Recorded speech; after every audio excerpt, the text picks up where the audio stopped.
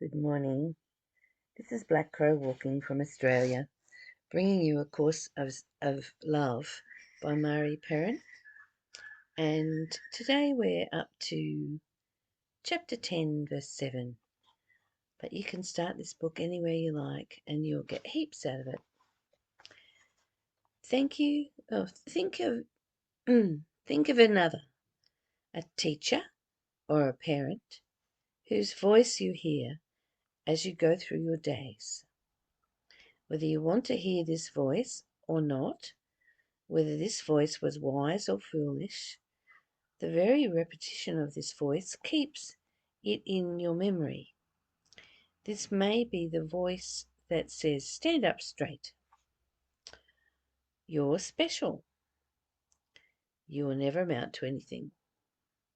Many of you have used therapy to still the negative messages that you hear, and after much effort succeeded at replacing what was negative with messages of a more positive nature. And these are but messages of an outside source. Your own thoughts are much more persistent and insistent than these. They have been with you longer and more constantly. Vigilance is needed to dislodge them. It's interesting, isn't it?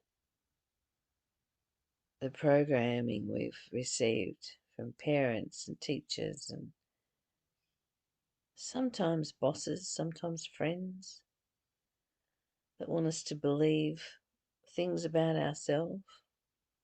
They want us to behave the way they think we should behave. Stand up straight. It's a good idea. But, if we were constantly living our lives for what other people thought we should do or could do, we wouldn't be being our true, authentic self. And if we've been forced to do that, told we're special, which is not true because we all have the same energy inside us. What happens when you're told you're special? You have to perform like a monkey. You have to perform the way the person who's telling you you're special requires you to perform in order to remain special. What a pressure that is. Yeah, not good. Oh, you will never amount to anything. That's a sad one, isn't it? Oh, you're not as good as your brother or your sister. Or, you know, somebody telling you a negative story like that can really affect your whole life, like make you feel like you can't do anything. Yeah, it's a cruel world out there with people trying to force us to be who they want us to be. Who do you want to be, beloved? Do you want to be this negative voice in your head? Or do you want to make the changes necessary to dislodge those thoughts? And I tell you this not to discourage you, but to encourage you not to give up. Your purpose now is the holiest possible, and all of heaven is with you. All that is needed is your continuing willingness. All that can cause you to fail is giving up. I give you these examples that will make you say, I will not, it will not be easy. So I'm just having trouble getting around the curve in the book. I'll just change the position of it. Let's read that bit again. I tell you this not to discourage you, okay, but to encourage you not to give up. Your purpose now is the holiest possible, and all of heaven is with you. All of heaven is with you. All that is needed is your continuing willingness. All that can cause you to fail is giving up. I give you these examples that you will say, it will not be easy. But I tell you, neither will it be hard. If you but remember this, your willingness is all that is needed. So just be willing to make the changes necessary to shift away from that patterning and programming that's so dysfunctional in your life, that's causing you to have low self image or causing you to have a superior attitude to others. Oh, beloved, come back to your true, authentic self and be willing to go there. When your separated self whispers to you, your body is but a fact, all you need to tell yourself is, I am still willing to believe otherwise.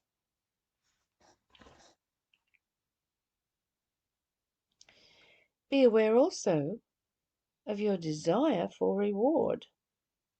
That's an interesting one, isn't it? A desire for reward. Did I do it good? Did I do it right? I've always had this awful good girl syndrome where I feel so bad if things haven't gone right, you know. So I guess I am always checking to see.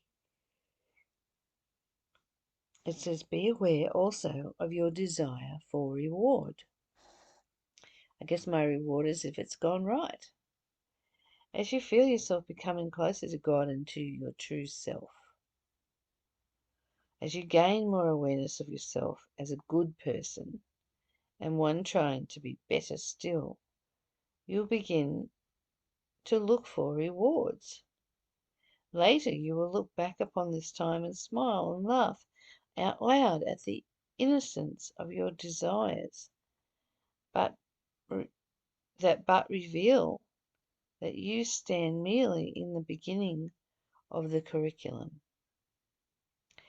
To want a reward for goodness, for trying harder, for being closer to God than your brother or sister, are all desires of your separated self wanting something for itself and all its efforts.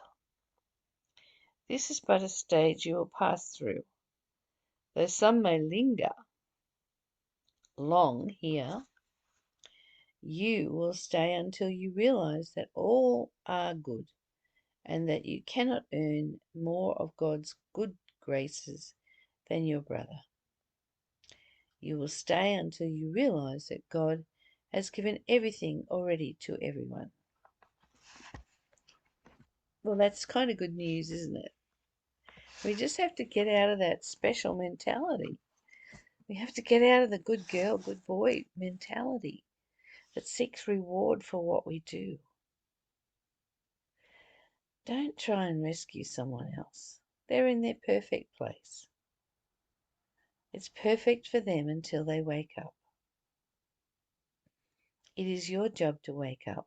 Wake up from your negativity, wake up from your programs and patterns, and bring yourself back to your true authentic self that recognizes this formless being in everything and everyone. We're all the same energy, beloved. All of us. No matter where we are in our evolution, it's not up to you to judge. Let go of judgments, opinions, and perceptions, and come back to simply loving yourself dearly. And from that flows the love for everything and everyone. I love you. Have an awesome day. Loving.